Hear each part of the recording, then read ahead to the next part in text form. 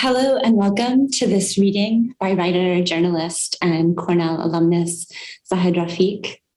Let me start by acknowledging that Cornell University is located on the traditional homelands of the Cayuga Nation, who are members of the Haudenosaunee Confederacy, an alliance of 6 sovereign nations with a historic and contemporary presence on this land. The Confederacy precedes the establishment of Cornell University, New York State, and the United States of America. We acknowledge the painful history of Cayuga Nation dispossession and honor the ongoing connection of the people, past and present, to these lands and waters. I also want to take a moment to thank the people who have made this reading possible. Many deep and heartfelt thanks to all those in the creative writing program and the Department of Literatures and English who have so generously supported this reading today. Thank you to our fearless creative writing program director, Aishan Hutchinson, and the chair of our department, Andrew Galloway, along with Dean of Arts and Sciences, Ray Jaiwaharna, Senior Associate Dean for Arts and Sciences, Derek Peerboom, and Vice Provost of International Affairs, Wendy Wolford. We're also very grateful to all those working behind the scenes with eCornell for such wonderful technical support this morning. And a special thanks to Helena Viramontes, who has worked so tirelessly as a mentor and model to us all. Thank you. As a reminder, Helena will be taking your questions to ask Zahid after he reads. You may submit questions in the chat, which you can open by clicking the dialog box at the top right of your video player. This event is being recorded and will be viewable at this same URL afterward. Throughout our discussion, we'll be sharing URLs and resources in the chat as well, so heads up for those. If you're watching the archived recording, those links are available in the overview section just below. So I have had the great pleasure and good luck of reading Zahid Rafiq's stories over the last 2.5 years. These are stories that map the routes of people lost or people in the process of losing themselves. In one sense, the displacements in Zahid's stories always occur in the irreducibly messy contexts of actual lived-in places. The streets of Kashmir, on the bridges where children stand guard at night, and in the markets where expectant mothers buy their milk and bread. But the disorientation Zahid describes so movingly in his work is also the shadow cast by the ever-looming possibility of violence. And in that sense, it is more totalizing. It is psychic, spiritual, existential. And yet, I love Zahid's stories for the humor and grace he finds in the mazes he writes, for his deep compassion for the ways we are, all of us, so shabbily and persistently human, for the longing that keeps his shopkeepers and teenagers and expectant mothers and police officers moving through the rough grooves of their days. These are stories that refuse to ever treat a single character with anything less than dignity. They are stories that ache, but not without relief. For at the dead end of the maze, in the back alleyway of a strange neighborhood or crossing a less familiar bridge, there is always the chance of being recognized, really seen, often by strangers. People do sometimes, if only for a moment, find each other, don't they? But the one who finds you, Zahid's stories suggest, is almost never the one you would expect. It is the old friend's aged brother on a bridge. It is the ghost of the man you've shot.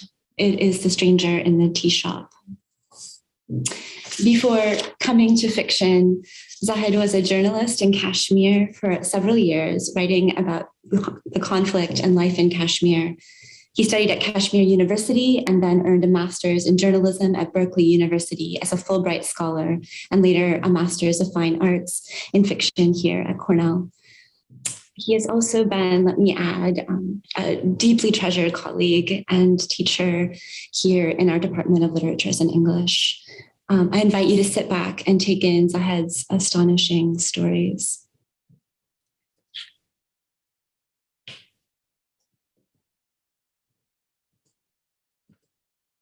Thank you, Emily.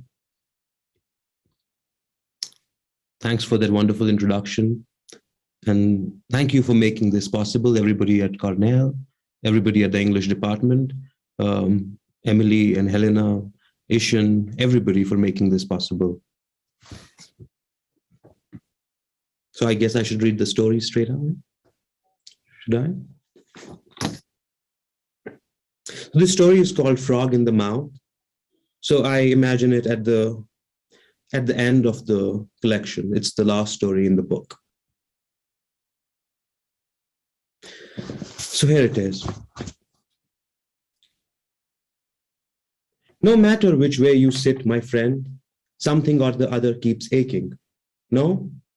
I mean, how you have been shifting in that chair. This leg over that, then that leg over this, then this one again, and then what? It is not you, my friend. That is all I want to say. It is not you. It is the chair. Time to accept that. And time also to accept that there is nowhere to go. Take a look around. All chairs the same, no? And between you and I, my friend, it's not even the chair.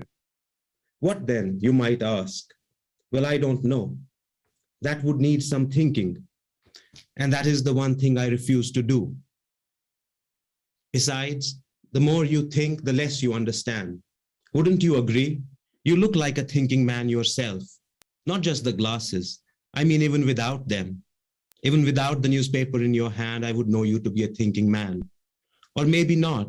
One can't be sure of anything these days, no? But please carry on with your paper. Do not let me disturb you. It is just that I couldn't bear the sight of your discomfort, but you can safely ignore me. I blabber, that's what I do, and it means nothing. But maybe it is our own sins. Who knows? I mean, what could it be if not the chair? Now, I don't like to blame others. What is the point in that? Others are there to keep us under their thumb, to crush us under their foot, to cook a soup quarter out of us. But what about us? You know what I mean? I mean, even God seems to have forgotten us, no? And one can't really hold it against him. It's too much for anyone. And besides, doesn't he have other things to attend to than this misery we have put together? But at least, my friend, we should have been sitting someplace else. Wouldn't you agree? Someplace where the bulbs don't burn right in your face, where you may sigh for a moment in the shadows, where the air smells like the waters of heaven. You know what I mean, my friend? Where slowly one could forget this whole thing. Instead, here we are, in this grave of a tea shop, trapped on these chairs, reading the news of our own death, choosing between tea and coffee. And it is no easy job to make a choice when the thing you want is not there. Or does that in fact make the choice easier? Well, I don't know. That would need some thinking, and that is the one thing I refuse to do. But like I said, please don't let me disturb you. Pay no attention to me. Let me blabber. They pay no attention to me at my home as well, and how glad I am for that. They watch their TV and lay their little schemes. And what is it to me? Nothing, my friend, nothing. As long as I get my 2 meals and a little from this and little from that, thanks be to that God who has little say in anything anymore. But I must shut up now and disturb you no more. I have troubled you enough.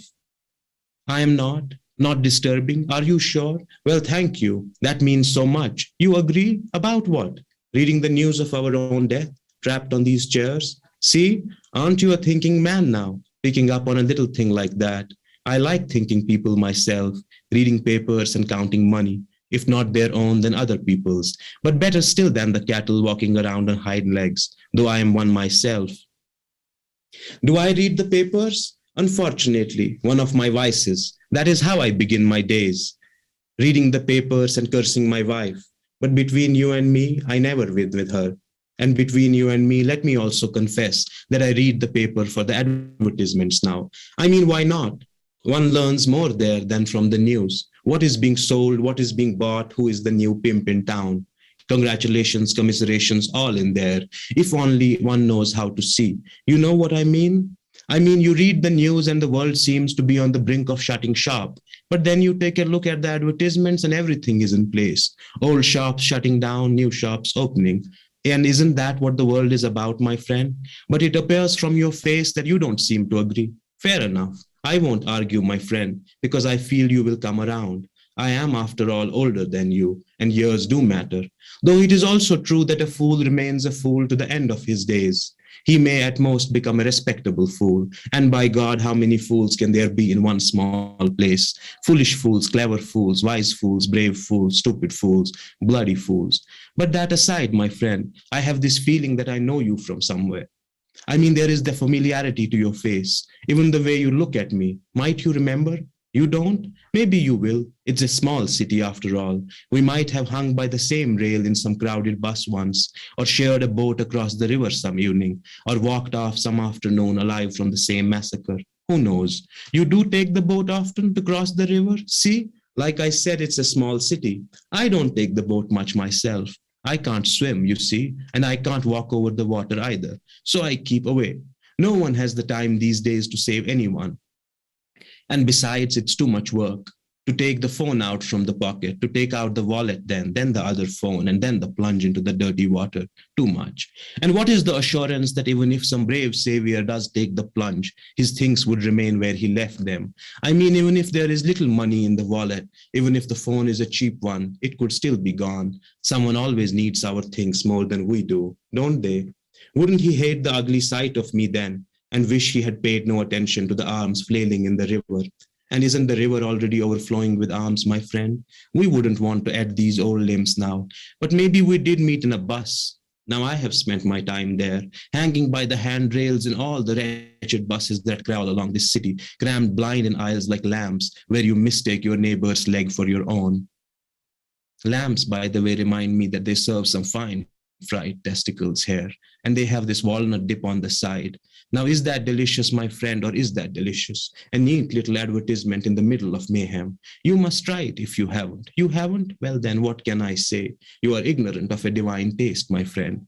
For my first meal in heaven, by God, that is what I will ask of the angels. Whoever has to eat whatever, I shall have my little plate of testicles. And I hope those angels haven't yet caught the taste for money. But that we shall see there, my friend. For now we are here, and for a little bit of money, we taste heaven. And I hope you are not one of those whom God has kept ignorant of delicacies. I mean, do you eat testicles? You do, occasionally? Well, this is an occasion, my friend, and thank God the portions are still large.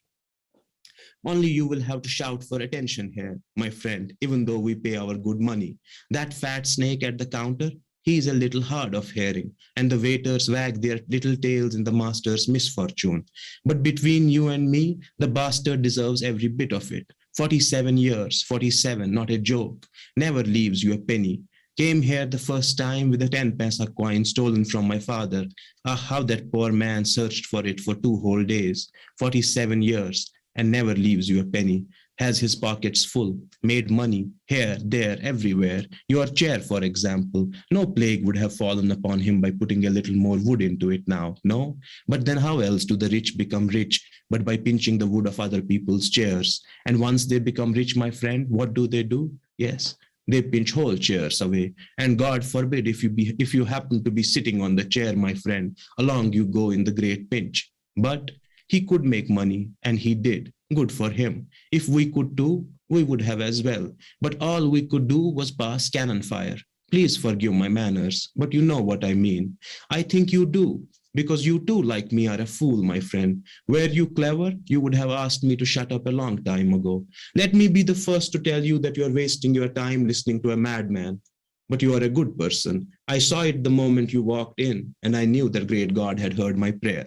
But send a curse on everything now and let us order. Better let me order on your behalf. To order things is half the pleasure. I would be glad to watch you eat, as if I myself were eating, but only if you want to. I wouldn't like to push you, not at all. And if my money wasn't stuck in the throats of those vultures, I would have bought it for us. Maybe next time. Well, here he comes, at last, our crawling angel. Please remember him, the best waiter in this God-forsaken hellhole. And don't you go by his face. He's a clever little fellow. Tastes everything along the way. We'll check the salt of the testicles too. Should I place an order then? Are you sure? Well then, a plate of testicles, my boy. You know how I like them? Yes, just like that. A little more cumin and a hint of shallots. This gentleman is having it for the first time. His mouth should sweeten, and he should refuse dinner at home tonight to hold on to the taste. And tomorrow he should be back with us. And don't forget the dip, my parrot, and don't make it runny with yogurt. Fly now. And please forgive me, my friend, if I have talked too much. Please don't think that I don't realize it. No one realizes it so painfully, but I cannot help it. It is my disease. Even Dr. Alijan said the same. You know who he was, don't you? The Lukman of our time, the doctor's doctor. These kidney thieves nowadays are not worthy of tying his shoelaces. With his small eyes, Alijan looked at me while I spoke, and I spoke, my friend, without pause, pouring out everything that ailed me, my heart, my liver, my kidneys, my eyes, my knees, in short, my friend, the whole machinery. And wise that he was, he listened, and then in a calm voice, he said the trouble lay in my mouth. My tongue, he said, jumped around like a frog. Now that is called the eye of the seer. Tie your tongue, he said, and you shall be fine. But you won't, will you? I smiled. And of course, this frog has been the ruin of me. But even the ruin comes from God. So thanks be to God even in these ruins. Which reminds me of an important question. Are you married?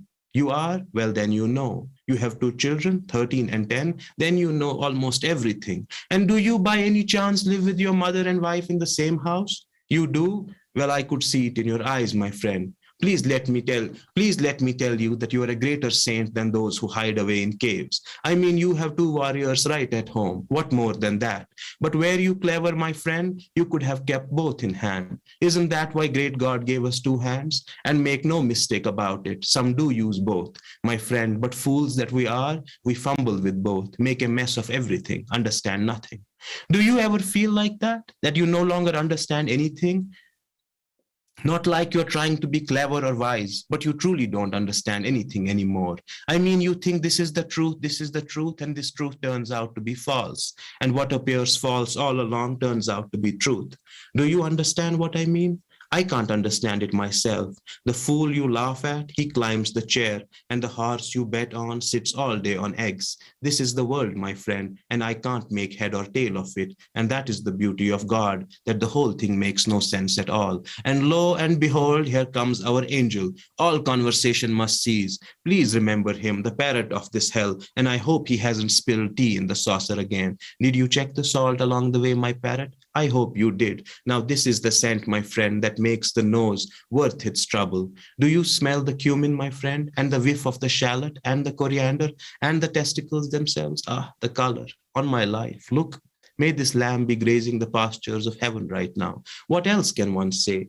I can see you are excited, my friend. Wonderful. Let us begin. But please take some from my plate as well. I insist. No. I eat little, but I eat good. Besides, this is not to fill the stomach. You know what I mean? For that, your mother and wife must be waiting for you. And please try the dip. The only person who made this dip so good was my mother. God have mercy on her soul. Poor woman, searching for that 10 paisa even after my father gave up. Heaven. And please, my friend, don't bother about what the others might think. They will think bad of you no matter what. Besides, if you seek their approval, they will never give it. And if they do, remember they will extract the truth for every approval. Between you and me, these people you see around, big, strong, all-knowing, leaning back in their chairs, nothing in their mouth, nothing. All their teeth, gone. Who took them, you might ask? Well, I don't know. Ha ha ha. Clever man, looking at my teeth now. Look. Let me confess that since you have treated me to a balcony seat of the heaven, there is only one real tooth left in this mouth, and even I don't know where that is, and thank God for that. I hope you are not tired listening to me, my friend. I would be if I were you, but you don't have to really listen to me. You can keep nodding your head and think about your own misery. Even I don't listen to myself anymore. What for? The best way, my friend, is silence. But silence is not possible for me because this frog keeps leaping from one word to another and one word to another, does not even let me breathe. It is not even a pleasure anymore, a compulsion rather. I am convinced that if I keep quiet, my heart will stop, that it is the blabbering that keeps me going, my friend. Make no mistake about it. And after all, is it not our sole blessing that we can talk, unlike the birds, fishes, dogs? Or maybe they talk as well, who knows? I'm sure about the dogs. I hear them often in my neighborhood, complaining and scheming, and I know against whom. A very respectable man in our neighborhood who arbitrates everyone's dispute. May God save you from him, my friend, and may God save me. You are getting up, leaving already. Oh, you are done with the food as well. How quickly you ate, my friend, as if this were a race, as if all the soldiers in this wretched place were after you alone. See, I am still at it. You must leave? Well, we were just beginning to know each other. But what can I say? You must what you must. Another 5 minutes wouldn't snuff out the world, I would say. It is going to rain? Is that why you are hurrying home? Well, let it rain, let it snow, let bombs fall from the sky like cabbages. What difference does it make? It's all the same. No? No matter what rivers flow through it, no matter if it rains for days and nights, desert, desert. What use these gardens, these clouds, this rain, these scents from the flowers and clothes? Oh, you're already leaving. Yes, yes, me too. A real pleasure talking to you. Let me stand up to shake your hand and thank you. Thank you for this delicacy. Next time it shall be on me. I insist. But I hope you find yourself unable to wait till then. You know what I mean? Oh, you are an engineer. Wonderful. Please forgive my asking, but have you engineers decided to turn the city into a nightmare? Why? Because every morning there is a new 2-story, 3-story doping in this city. You are smiling. I like that. I really do. What do I do? Now that will take time to answer.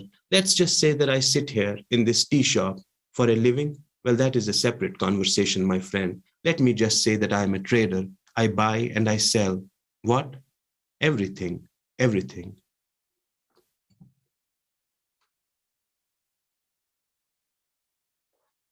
Okay, that was it, guys.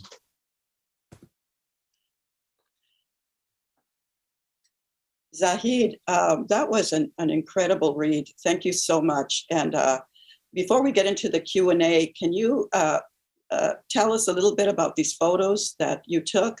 Because I know when I went to the library to look for photographs, as I wrote to you, there were slim pickings.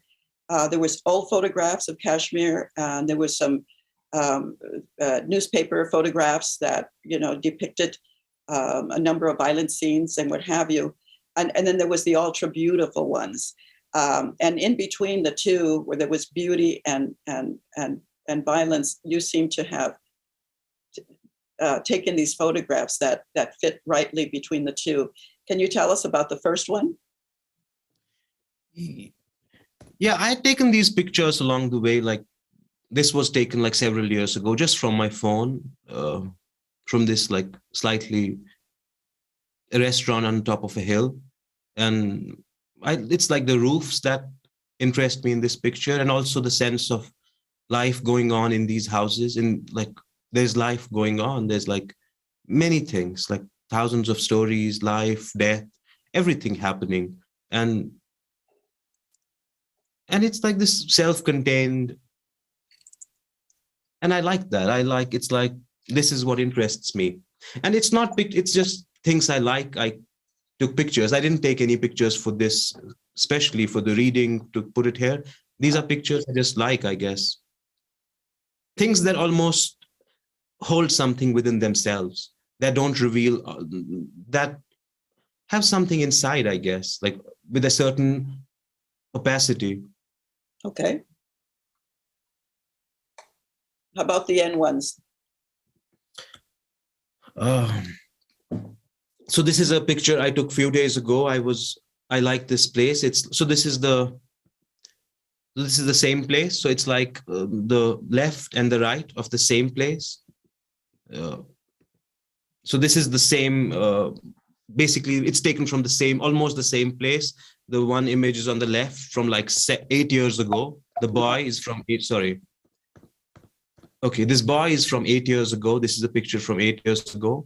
And this one is like 2 weeks ago, but it's the same place. It's the tomb of the mother of the ruler in Kashmir, a 16th century ruler, I guess.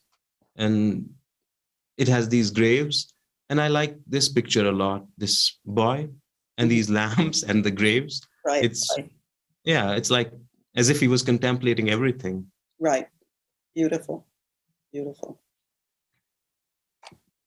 And this is a picture my friend took. He put it up on social media and I asked him to send it. I like the serenity with which this whole thing is sinking. And why is that this whole thing is, what does that say to you? I don't know. I eventually, like, everything's like, it reminds me of the world ending with like, not with a bang, but with a whimper.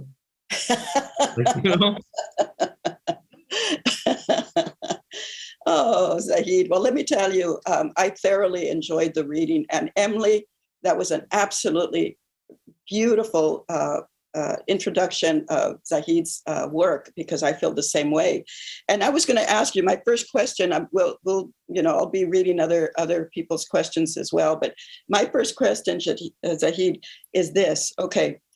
What really strikes me about your work is that you are very interested in not necessarily the beauty and not necessarily the violence, but what is in between, the everyday person, the person who, as Emily said, the person in the tea shop that is talking to this engineer, the expectant mother, the brother who walks across the bridge contemplating his own life.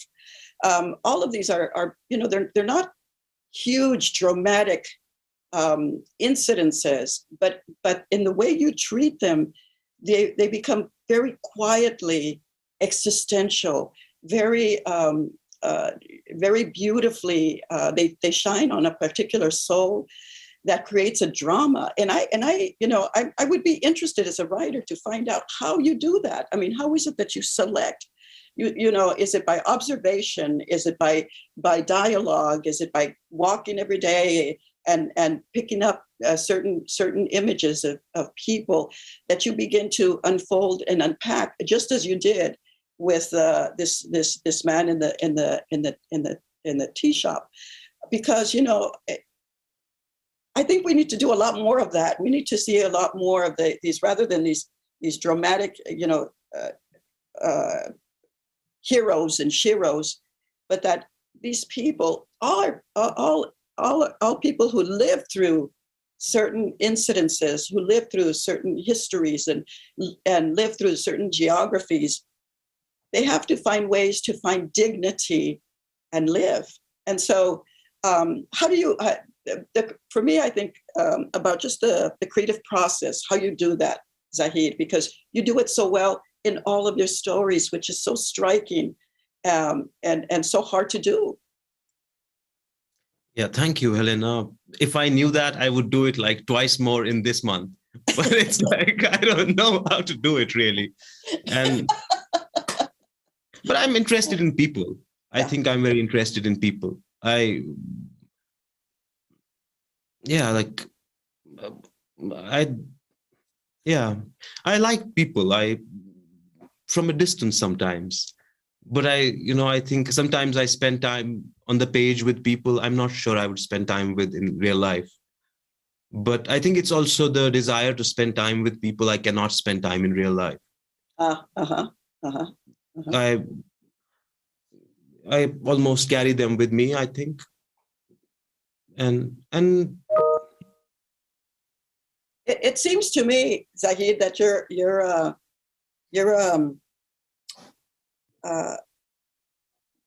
a bit shy about the fact that you as a writer, you select people that don't seem to have voices in the rest of the world.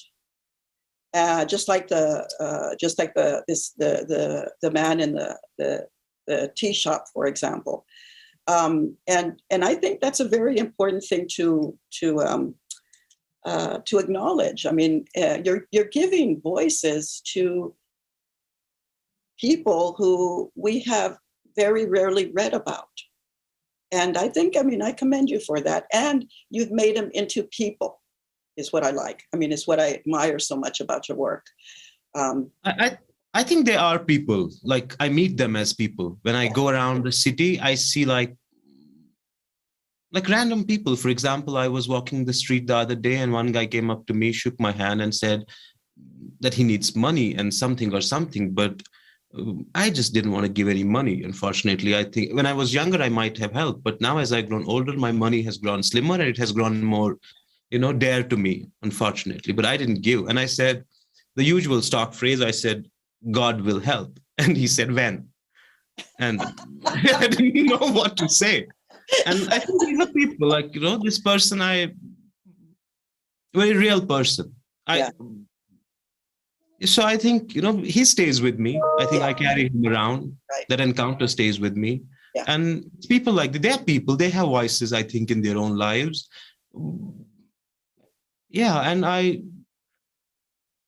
just make a story out of the whole thing. And I'm not sure what for. Yeah. Oh, yeah. We'll come back. I'm not sure to what end. Yeah. Well, just the fact that right now I'm getting a number of different responses. This one is from this one is I loved hearing this story again. A question: how or why did this story come to be placed in the last of your collection? Yeah, I would say what Emily said, that so the whole collection is really very close to people, and there is much less loquaciousness to those stories than to this one. This one almost revels in language. The guy wants to talk, and I let him talk. He talks. Mm-hmm. I don't, nobody interrupts this guy. Mm-hmm. At the end, the guy just talks, and it's almost he speaks for. He's an old man who just wants his plate of testicles, and I let him have the final say. He doesn't want anything much more from the world. Mm-hmm. And he wants the same thing here as he wants in heaven, and he gets to have the last say. Mm-hmm. It's interesting. I mean, of all dishes, why the testicles? Yeah, because they're interesting. Like when I was growing up, I saw testicles, and I didn't know how to eat them, or I was feeling queasy about eating them. But then I got around eating them slowly, enjoyed them. But the sense of something strange didn't leave really. Just give me 1 second. Sorry. Yeah, sure.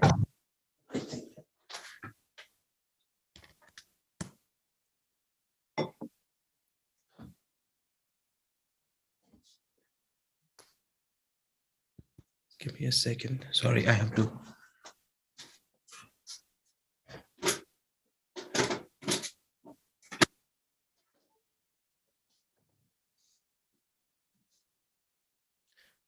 Sorry, everyone. No, it's this one. Yeah. So I think I had this, but more than that, I think this guy just ordered testicles for himself, to be honest.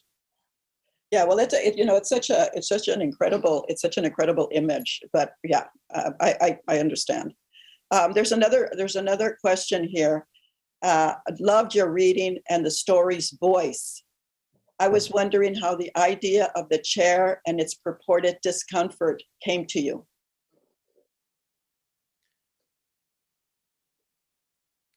It came to him. It didn't come to me, really. I just wrote it down.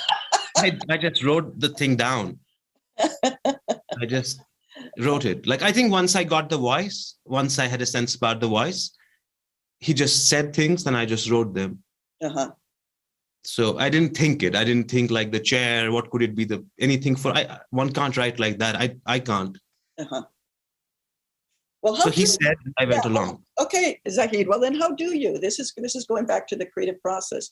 What you do in this particular story, you were just recording, or it was seeming like you were dictating what that character was talking about. So in many ways, you were not the writer who were that was intervening in the telling of the story. You were simply recording a story. But over 2.5 years, he dictated it. So I can't say it's he just said it once and I took it right. No, the process is more mysterious. It's hard work. Yeah.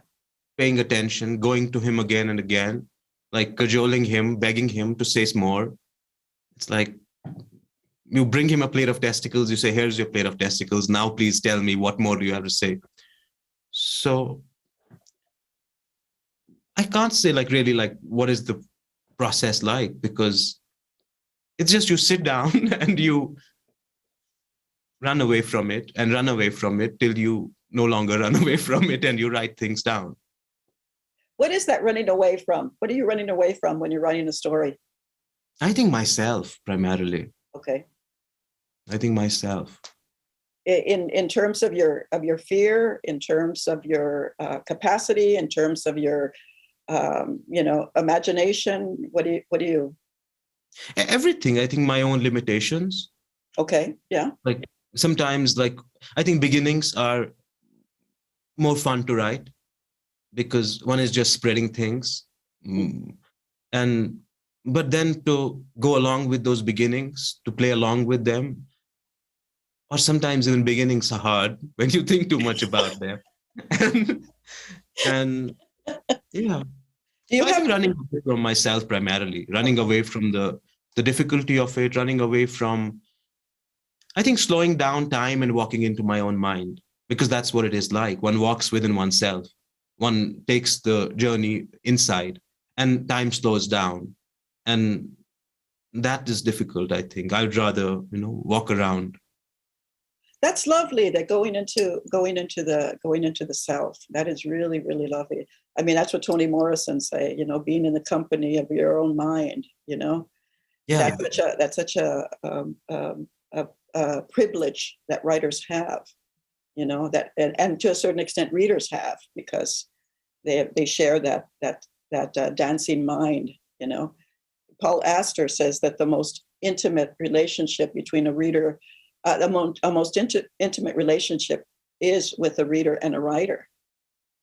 Because they may not know each other, but yet they share so much in that intimacy. But I have another question here. It says, Zahid, it's a rare luxury to hear material such as yours. You give us so much, yet you allow meaning to be generated through the reading, listening, exchange. Well, I know you will probably be frustrated with my request.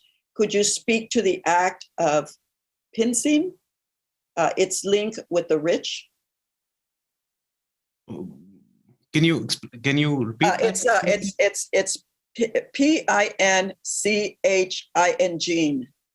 Pinching. Pinching, and its link with the rich. I can't explain. I'm sorry. Like it's in there. If it means nothing, it means nothing. If it means something, it means something. I'm sorry. I don't want to explain for him. Yeah. Okay. All right. And I'm sorry. It's not like saying out of air, but I can't. I can't do that. Yeah.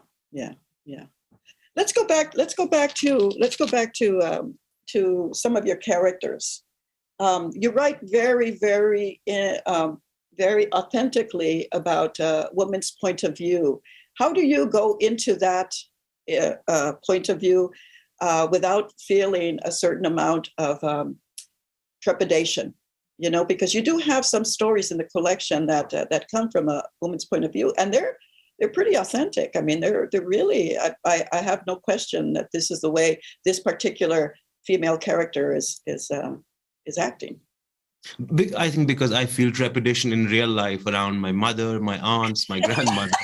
So it's like they're really the people like when I was growing up, and still they're like strong people. Yeah. So you learn to respect them, and you also learn to fear them. Is that what you're saying? Also learn to see them. Okay. I think learn to see, like, when they came home and talked about their troubles. Like, people talk around children and they think that they're not listening. And people talk, and when they are like too sad, they talk around like family. So I think I heard my aunts, mother, everybody talking about their troubles. And they were like real troubles. Yeah. So I like, sometimes I would go out with my aunt, we would go eat something, but I would also know what she's carrying inside, what's really happening. Yeah. What's her trouble like?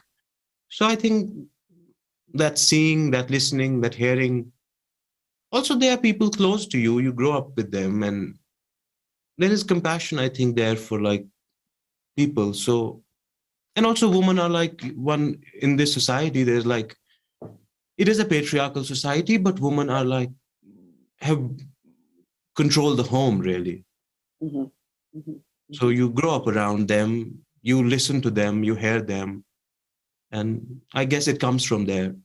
Yeah, that's a very cool thing. I mean, I wonder if that's actually just you, Zahid, or in fact that is just, you know, the way, because under a patriarchal system, it's incredibly difficult to see women and their problems as being relevant to the rest of the world. But I think it is the way you see the world, Zahid, to a certain extent, that gives this wonderful depiction of female characters.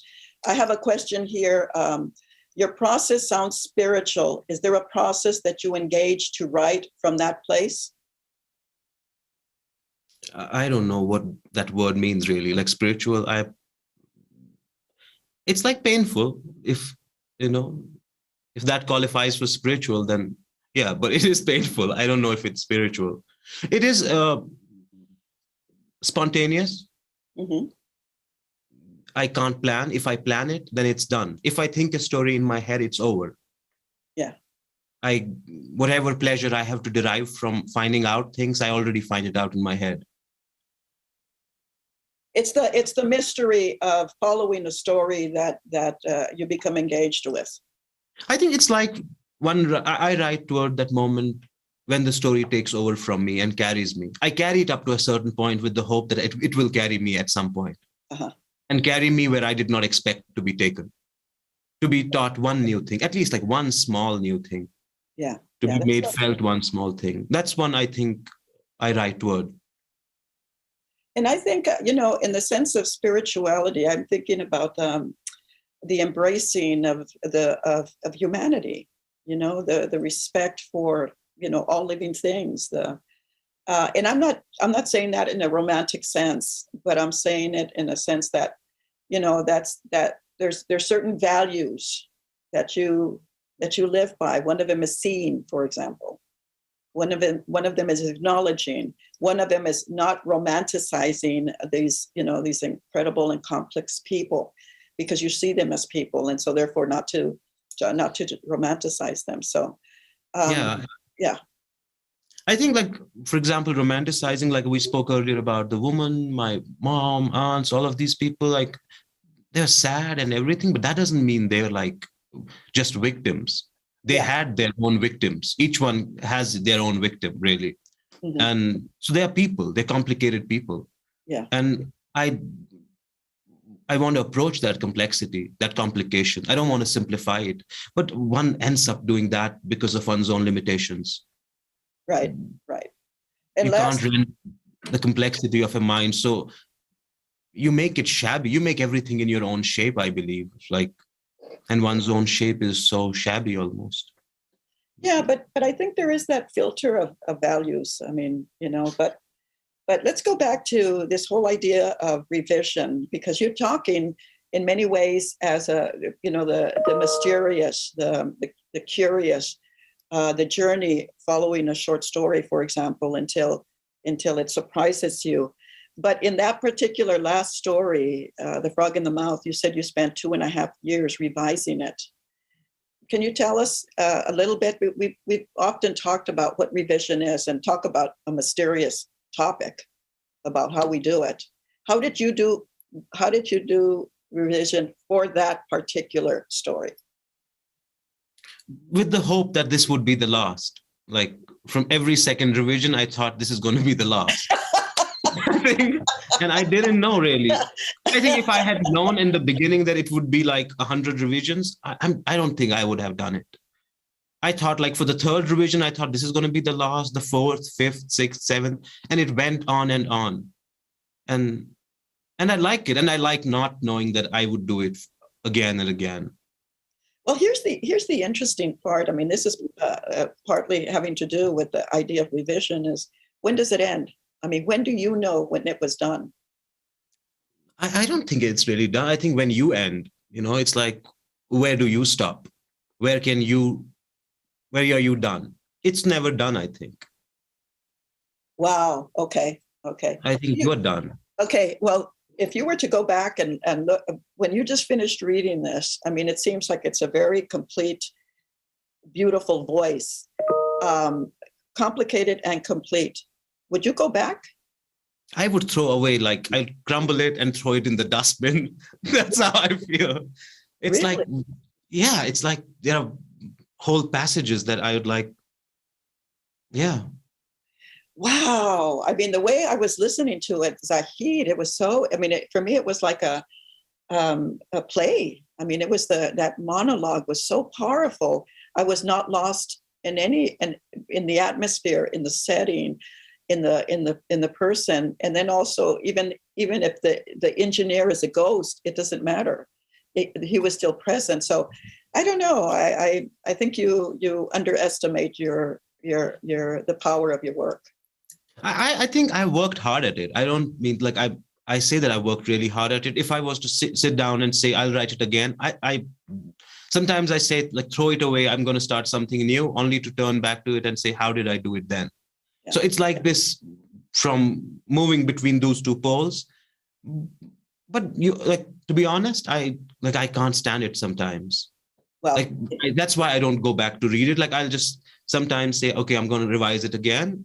But it's like so flawed, like so full of flaws, which is what I also run away from.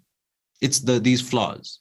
Well, but that's the whole thing. I mean, perfection is the enemy of the people, what Anne Lamont says, you know what I mean? But here's a question. I thoroughly enjoyed hearing your story. I was deeply impressed with your philosophical ideas. Does reading philosophical texts help you write stories from a philosophical perspective? Or do you listen a lot to philosophers?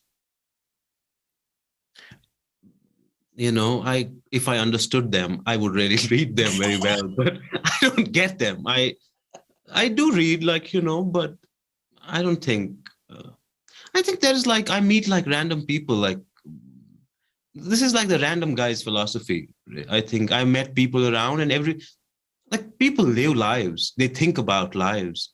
They suffer through lives. They lose children. They lose spouses. They win some, they lose some. In the end, they come to terms with what it means to be human and what it means to go through this rite of passage of getting born, living, dying.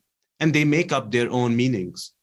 And one encounters these people all along. And I think it is their vision of the world I'm interested in. Not like one holistic vision of the world that answers it all, but what vision each one carries. Yeah. No, totally. Yeah, totally. Yeah, I think every person, I mean, and that you can see throughout your collection, every person, every character seems to have a philosophy of the way they live their lives. Yeah, whether they know it or they don't know it, wherever they borrow it from, whether they understand, but they do have a sense of what the world means. Wow, that's very, yeah. I like that very much, Zahid. I think I get it from them. Yeah, philosophers not so much, primarily because they're difficult to understand. Yeah. What are you working on right now? What is your next project? I'm working on one more short story, which I want in the collection. So I'm halfway through it. I'm stuck. And I can't move. And one day I know I'll move. Yeah. But that's not the time yet. I can't move. I'm stuck. So I can go back and revise and revise and revise, hoping that at one point I might take one more step. Mm-hmm. So I'm stuck there. And I don't know, maybe a novel if I'm up to it. How do you get unstuck? You just keep going back to it? Or do you have rituals? Do you take walks? Do you read? I think I have, if I get my first draft wrong, it's over. The story is over. I can revise it 100 times, but I must not take the wrong path. Huh. So you have it must. Huh. Yeah, it must be a whole. It must be one whole. And if I take a step wrong, I cannot retract. That is very interesting. So what happens with that material? You just put it in another folder? I doubt there is such material. So you've never taken the wrong step? I barely walk. So it's I do take wrong steps, of course. But for example, you asked, why am I stuck? It's because of not wanting to take the wrong path. Oh, I see. I see. I see. Because So if I take that, then it is okay. then the route is too made up in my head. Okay. Yeah, I see. I see. Okay. I see. I see. Well, Zahid, this has been a remarkable, remarkable reading, a wonderful introduction by Emily, and wonderful technicians and from Cornell, and a great and responsive audience. I would just like to reiterate what Emily has said. Thanks to everybody, and especially to you, Zahid. Thank you so much for your time and your words, and just being you. Thank you. Thank you, Helena. Thank you, everybody. Thank you, Cornell and the English department. Thank you.